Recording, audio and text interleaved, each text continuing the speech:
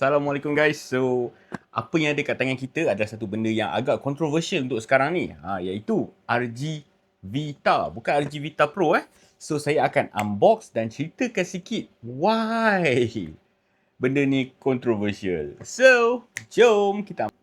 Alright guys, so inilah kotak dia. So, kita dah betul-betul bawa keluar dan dah set up dah. Sebab tak ada apa, cuma dia balut macam biasa dan cuma datangkan dengan USB Type-C charging cable kat tepi ni. So, kita tengok ni rupa dia. Okay, by itself, dia memang rupa dia cantik. Dia glass design macam ni, fully covered. So, dia betul-betul nak tiru bentuk Vita dulu. So, dia test dah design fully covered glass ni dekat RG476H dan juga dekat RG477V ni. Dan yes, memang it works. Works really well, tahan dan tak calar. Korang tengok lah RG477V ni, biarpun dia memang fully glass covered macam ni, sampai sekarang, Alhamdulillah okey je lagi. Okay, kat bahagian belakang dia pula kalau korang tengok, dia ada pemegang dia juga. Tapi tak berapa sama sangat macam Vita di mana material yang backplate dia tak sama macam Vita. Kalau Vita dulu, material backplate dia lebih premium. Korang pegang tu lagi sedap. Okay. Kat sini ada lubang angin, ada tu airflow, L1, L2, R1, R2. Nampak tak? Okay, L1, L2, R1, R2. Power on button. Kat sini ada reset, volume. Ni ada LED untuk menunjukkan dia punya whether it's charging, battery low ke apa ke. USB cable Type-C kat sini korang boleh guna untuk charge dan juga korang boleh sambungkan ke TV. Bahagian bawah pula, korang nampak ada audio jack macam biasa, speaker kiri kanan dan juga untuk SD card dekat sini. So, kalau kata kita tengok overall button dia pula, okay. Kat sini macam biasa ada Anbernic button. Ini ada home ataupun back button. Select start. Analog stick jenis tenggelam. Tapi kalau korang tengok kat sini, dia jenis yang tak lock. So, kalau kata bila tenggelam, susahlah sikit dia nak tercungkil. So, bila kita pegang ni, korang boleh compare dengan satu brand tu lah. Which is tu kan yang brand murah tu lah kan. Tapi yang tu dia tak ada Android. Yang ni ada Android. Okay, in terms of button untuk tekan ni, saya suka. I like this kind type of button. Dia sama macam korang tekan RG477V, feeling dia. Untuk button XYAB ni, cuma dia tak berwarna macam ni lah. Untuk button yang ni pula, ni lebih lembut berbanding yang ni. So, dia tak bawa, dia bukan jenis macam moving analog tu, yang rotating analog, rotating D-pad tu macam ni. Dia tak ada lah, yang tu lebih premium tu, controller tu. Tapi dia tak ada, analog dia memang sedap pegang dan dia memang ada bentuk macam dia curve ke dalam sikit kat area sini. Macam biasa dia datangkan dengan semua emulator yang ada dalam ni dah, kecuali Vita. Okay, so bila kita kata kecuali Vita, kau kena ingat tau. Okay, setelah saya study dan tengok orang lain dah review dulu dah. Ada orang yang diorang jenis dapat sampel awal itu kan. Dia untung ada orang kan. Dia didatangkan dengan Unisoc T618 tau. Which is semua device Anbernic yang lama macam RG405M, RG405B. Semua yang kepala 5 kat ujung tu, itu menunjukkan chipset lama. Sebab sekarang kita dah pakai kepala 7. Kepala 7 tau. Bukan kepala 5 dah. Kepala 6 pun bukan, kepala 7. So, saya tak pasti kenapa. Why? Why did they do this? Is it because dia nak kurangkan harga so that dia boleh lawan dengan orang-orang lain yang minat, lawan dengan brand-brand lain yang datang dengan harga yang lebih murah. Mungkin jugalah kan. So, tapi tak apa, itu decision yang diorang buat. So, in terms of screen pula datangkan dengan 5.56 IPS LCD dengan touchscreen. Dia 1280720, 60Hz. Dia bukan 120Hz. 120Hz hanya ada pada device-device yang advance yang kepala 7 macam ni. Yang tu je. Okay. Lepas tu RAM dia pula datangkan 3GB RAM dan 64GB internal storage saja. Dan dia datangkan dengan 5000 mAh bateri. So 5000 mAh bateri ni, so overall kalau kata korang tak main game-game berat, okay je, no problem whatsoever. Yang lain tu dia just datangkan dengan Wi-Fi 5, Bluetooth 5.0, Android 12 Dia juga support third party software Ritzel HK dia. Korang boleh install Ritzel HK tu untuk download. Tapi tak boleh cerita lah pasal benda tu. Kalau cerita pasal tu kan, dia akan boleh kacau saya punya YouTube. Alright, so macam biasa M&AI masih ada. Itu yang paling best. Korang boleh guna M&AI lah ni. Untuk TF card dia, korang boleh, dia support sampai 2TB. Tapi saya takkan pernah suggest korang untuk beli TF card yang terlalu besar. Tu je. Okay, sebab contoh dia, bila korang beli TF card yang terlalu besar, SD card yang besar macam 2TB, 1TB, bila korang nak buat backup dia punya data dalam tu, korang, dalam PC korang tu, korang cukup ke ruang untuk benda-benda tu? Dan juga 1TB, korang boleh main ke semua game-game tu? Macam saya beli pun 400GB tu pun dah macam banyak dah kan. Okay, so jom kita tengok game dia. Kita nak test beberapa game, lepas tu kita nak bagi tahu macam overall whether this is a hit or a miss. Okay, dan kalau kata kita buka dia punya UI dia macam biasalah, dia akan tunjuk support sampai ke PS2, sampai ke PSP, Wii semua. So kita nak try dulu PSP. PSP apa game yang confirm akan berat untuk beberapa sesetengah device tu? Usually adalah God of War lah. Tapi saya tak ada God of War kat sini. Saya nak main Shin Budokai Z2 dekat PSP. Ni betul-betul saya tak set apa-apa lagi . Kau tengok memang saya tak ada setting apa-apa. So kat sini korang tengok memang controller pun masih ada lagi dia punya UI layout kat sini. Memang ni first time saya try. So jadi korang kata, alah kau dah try dah, lepas tu kau kata benda ni best. Tak. Saya tak try lagi. Ni first time saya buka game. Semua everything first.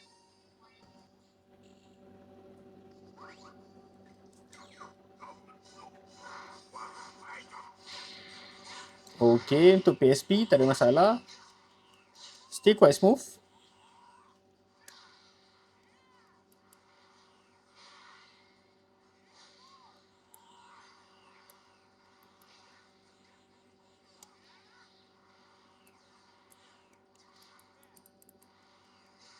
Alright guys, ini adalah game apa yang kita main ni. Ini adalah game Devil May Cry untuk Android. Dan untuk setting ni saya hanya guna setting HD custom lah. Ada beberapa benda yang saya disable juga. Korang jangan expect nak main game yang terlalu berat.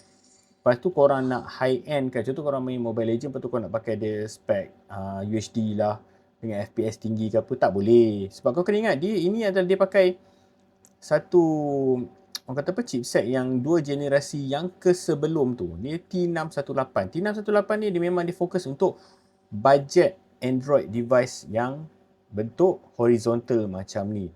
So all in all macam ni saya pakai setting HD. Dekat tengok tu tak ada masalah apalah untuk saya bergerak sana sini. Tak adalah nak terlalu lag sangat ke apa ke.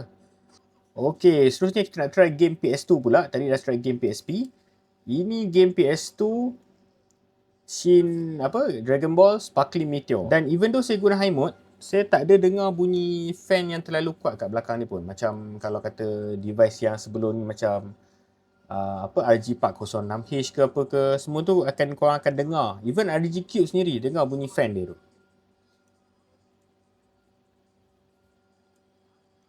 Oh.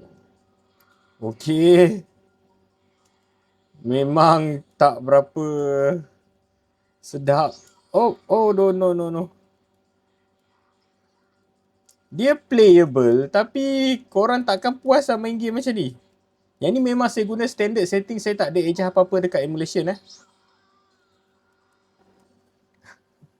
So korang boleh tengok macam mana dia punya frame rate dia tu macam boleh tahan jugalah. Itulah kelemahan 618 ni. Untuk chipset ni korang tak boleh lah expect untuk main game PS2 yang high end. Even game PSP pun korang nak main game high end pun dia akan ada lah lagging. Biarpun korang on juga high mode tu. So dia more or less lebih kepada budget lah I would say. Dan sama juga saya masih lagi standard. Saya tak ada buang apa-apa setting kat sini. Dan as usual, mana takkanlah saya tak main game Nintendo Wii kan. Mana-mana game yang ni confirm saya akan main game ni. Itu Tatsunoko vs Capcom. Ni game favourite saya. Kalau kata dia tak smooth, memang saya agak worry lah. Alah. Oh, uish, kau nampak tak? Ada beberapa animation yang hilang. Nampak tu? Oh, so basically tak smooth untuk main game ni. Dia FPS dia kejap okey, kejap tak okey. Ada. Kalau kata banyak sangat animation yang berlaku dalam satu screen, dia akan start keluar lagi ni tu.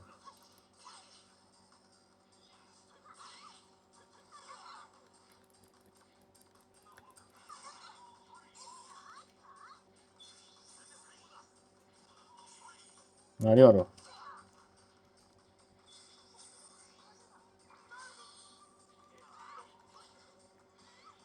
So, playable tapi not satisfied, to be honest. Okay, seterusnya kita nak tunjukkan satu benda yang memang perfect untuk device ni, which is for me lah, bagi saya lah, memang sangat perfect, iaitu PC streaming.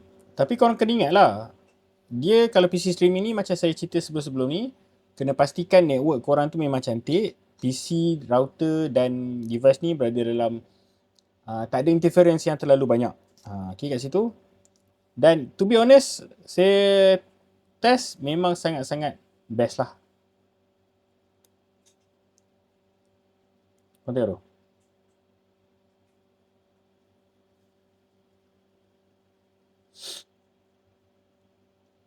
Okay, mari kita tunjuk lawan.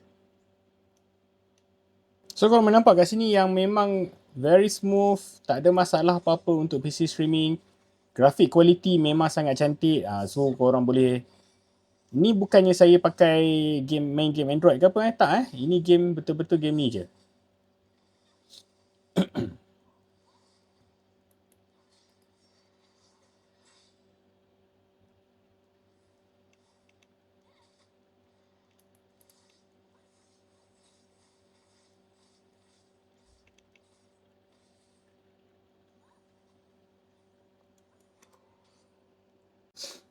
So, all in all, I must say that, to be honest, device ni kita puji dari bentuk dia dulu. Okay, in terms of bentuk dia, screen dia panjang macam ni memang sangat cantik untuk especially korang nak main game-game PSP.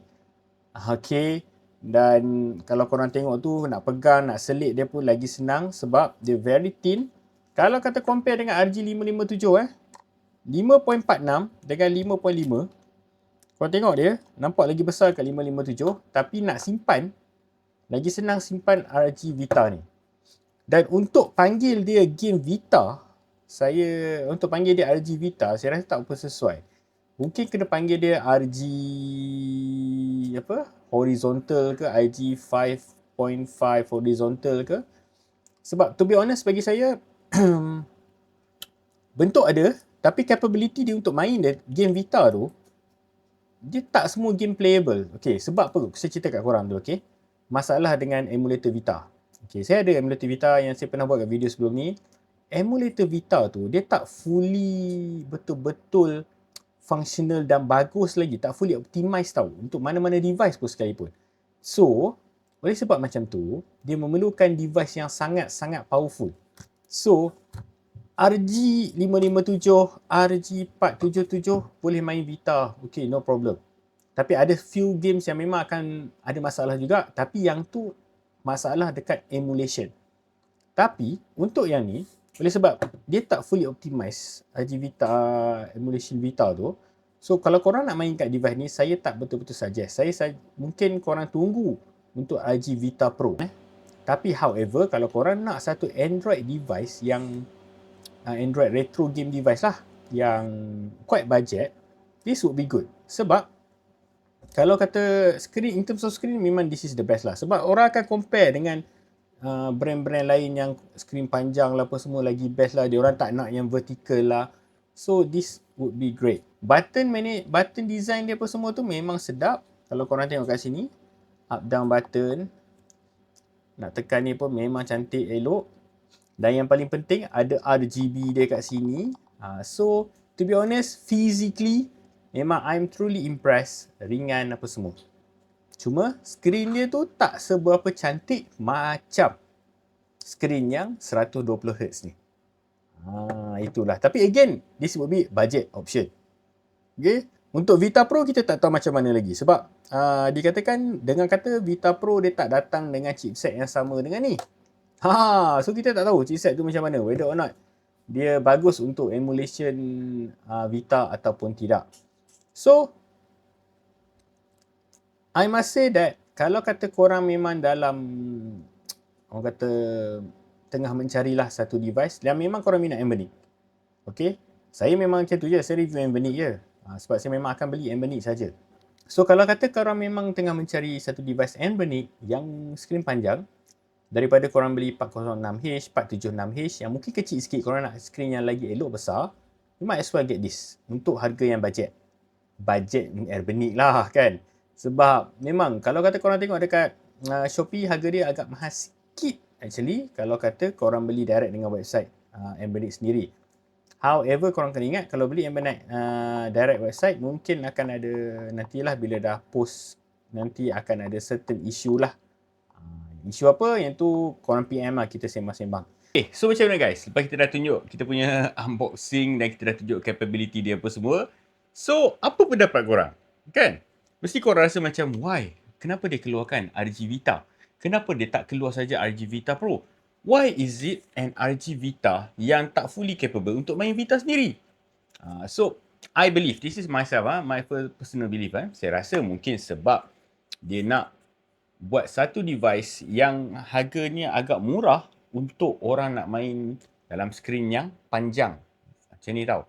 Dia tak adalah vertical besar macam, let's say, macam ni. Kebanyakan, boleh kata untuk kalau Malaysia market lah, say, tak ramai yang minat bentuk macam ni. Those yang beli RG35SX dulu pun, kebanyakan ni dah jual balik dah. Dan diorang dah berpindah ke model lain. Ataupun daripada brand-brand lain yang datang dengan skrin yang panjang macam ni. Okay.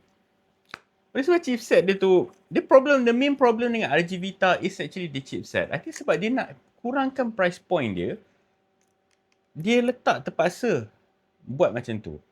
However, kita boleh nampak juga improvement dia.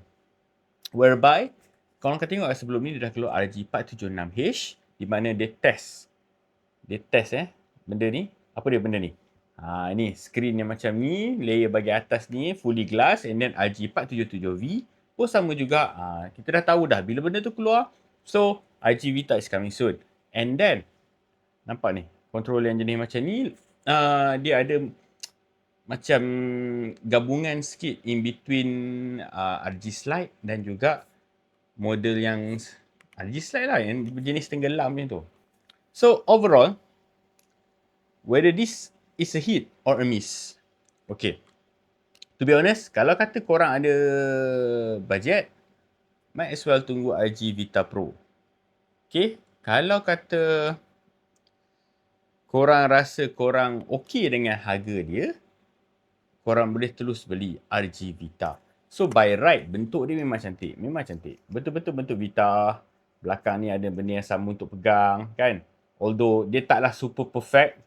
Tapi bentuk skrin yang panjang ni memang sangat-sangat membantu korang nak main game PSP, PS2 ke game-game mana-mana yang retro yang agak baru sikit lah. Even Android game as well. So anyway guys, itu saja. Kalau nak beli ada link kat bawah tu. Saya ambil pun daripada Embernic Official Store. So assalamualaikum, bye.